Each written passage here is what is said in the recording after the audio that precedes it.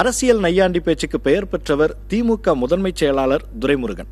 தன்னுடைய நகைச்சுவை ததும்பும் பேச்சால மேடைக்கு மேடை தொண்டர்களை கலகலன்னு சிரிக்க வைக்கிற இவர் தொண்டர்களை கலங்க வச்ச தருணத்தை இப்ப பார்க்கலாம். ஒரு நாளைக்கு எனக்கு அதை பற்றி கவலைப்படல. அவன் ஒன்று சொல்றேன், இந்த நேரத்தில் சொன்னா நீங்க திட்டுவீங்க, இருந்தாலும் சொல்லிடுறீங்க ஆசையா. எல்லாரும் மாதிரி எனக்கு ஒரு நாள் முடிவு வரும். அன்னைக்கு நீங்க எல்லாம் வருவீங்க.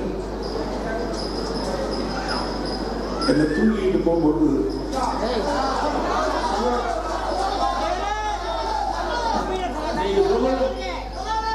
மகனாக இதை கட்டி கொடுத்தா போறான், இதை கட்டி கொடுத்தா போறான், யூனிவர்சிட்டியை கொண்டு வந்தா போறான், கோர்ட்டை கொண்டால் சொல்ல மாட்டீங்களா?